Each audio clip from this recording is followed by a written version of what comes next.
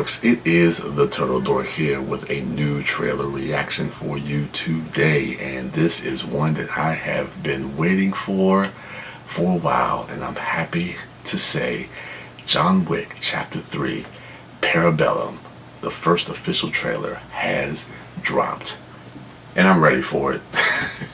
Anyway, man, I'm a huge fan of this franchise, and just because, you know, I'm a bit of an action junkie. You know, that's growing up. That's how I got introduced to really be kind of like a film fanatic through like films like John Woo and a lot of the action movies of the 80s and 90s, the Schwarzeneggers, the Stallones, the Bruce Willises, the Van Dams, and you know, always loved like Gun Fu and Gun Kata, you know, and to see that on screen, especially when John Woo, when I got introduced to him in the early 90s, just blew my mind. Anyway, so this feels like it's a throwback to those type of action films, and you use a very simple premise and kind of a simple device with that first film, with them killing the last memento that his dying wife gave him, and you know, to build up his persona as the Baba Yaga.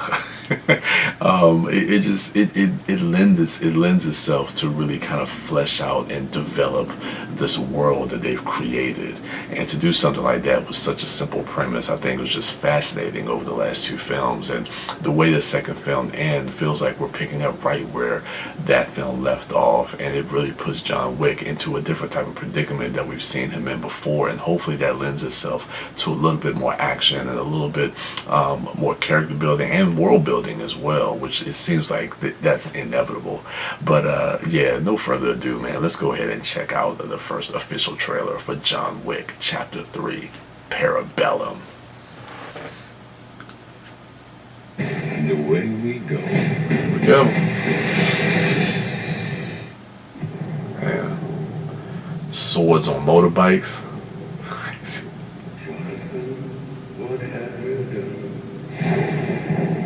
Your dream, the impossible dream. There's no escape for you. The high table wants your life.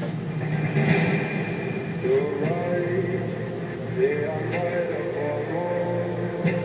Tell me what you want. Passage I can't help you. to reach the unreachable star. Do you expect him to make it out? A $14 million bounty on his head. And everyone in the city wants a piece of it. I say the odds are about even. Dark, 5 seconds. John Wick, excommunicado in effect in 3, 2, 1. I was up. and away we go.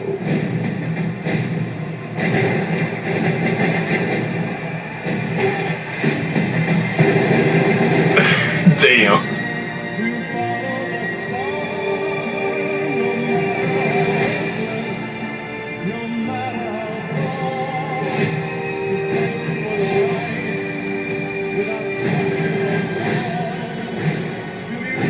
Oh.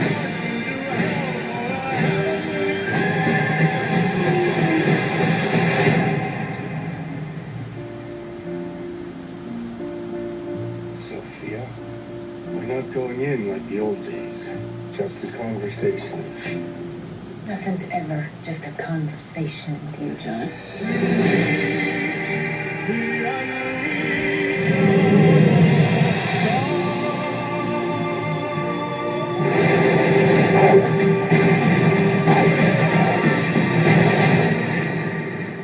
Okay.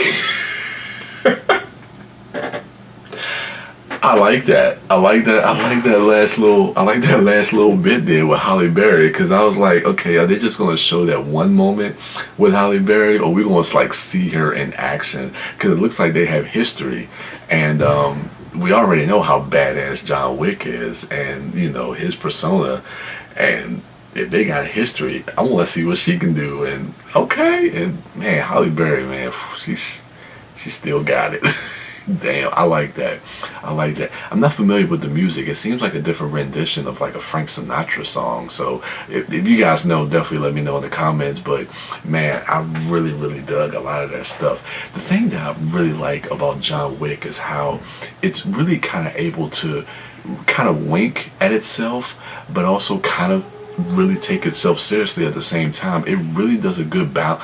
It has a good balance of really being this really fun kind of playful action film, but really being kind of set in this dark and gritty world where you can still feel the stakes and really care for the characters. Again, like I was saying before, the thing I love about it is just it feels like it's a throwback. I mean, you can see the influences that it has from like old kung fu films. Like it just definitely, it just has that tone. It has that right tone that you definitely want just to have like for a good time at the theater.